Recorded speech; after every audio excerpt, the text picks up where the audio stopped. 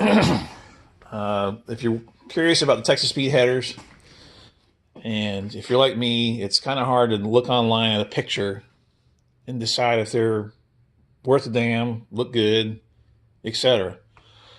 I don't know where Texas Speed makes their headers, but I mean, it looks like they're welded by actual people. The welds look good. As soon as I try to put them in, I'll let you know how the fit is. I do like that they weld on the back side. Those welds look nice as well.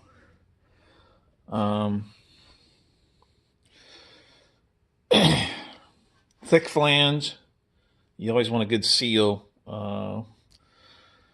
If you're like me and you've been around since, carburetors and points, older headers, they usually use a real thin flange. They weld, and then they grind the weld down, and you have a terrible time keeping them sealed. Well, on EFI, you really need a good seal because of your O2 sensor. If you're sucking in air in, or it causes a lot of drivability issues. So they look good here. I'm going to get the V-band flanges welded on first. I prefer that over clamps, and seems like all the exhaust shops around here, they weld from one end to the other as much as they can reach. So I prefer to be able to take stuff apart, and they cut the flange off the Y pipe and then weld it all the way back. So I already had to, cut out. Can't even see this side because I just cut it over the cross member because they welded right by the cross member, and I'm not going to fight with that. So let me get the V-band flanges on here, and we'll do some test fitment.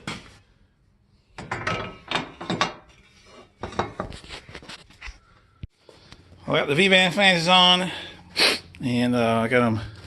Gotta finish snugging the bolts, but kind of close to the mount. That's the heat shield. Other than that, it looks pretty good.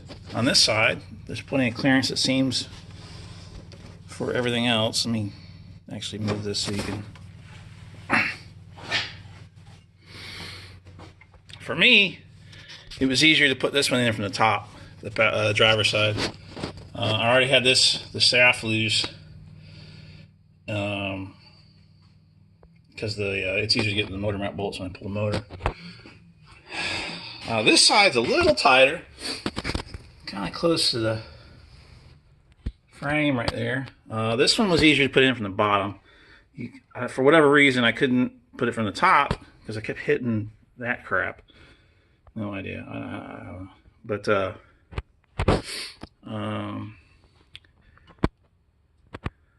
I'll go from there and see how good the putting spark plugs is.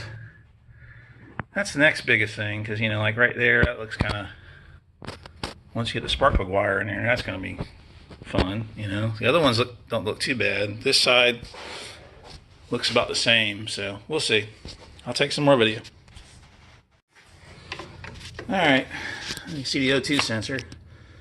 On this side, it's pretty close to frame. It's able to get it in. I did another set of headers like this.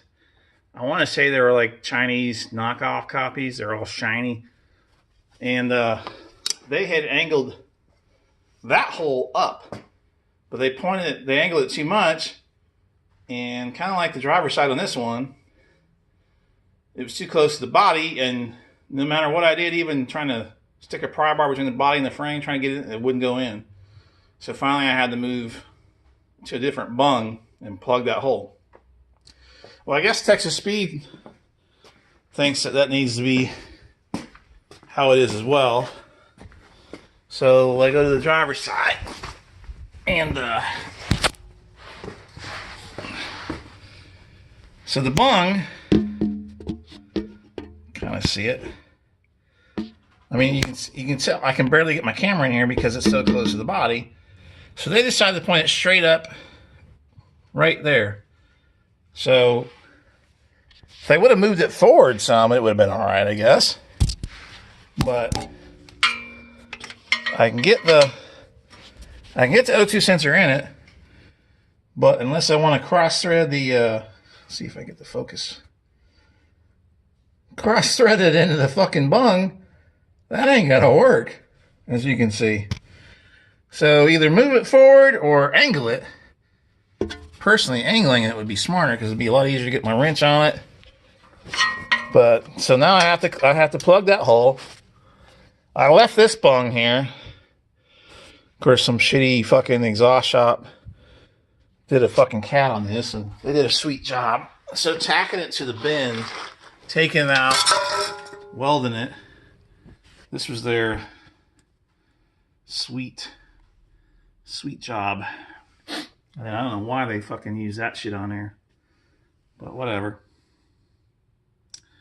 But luckily I left that one on when I cut it. I kind of figured I was going to need it, and sure enough, as always.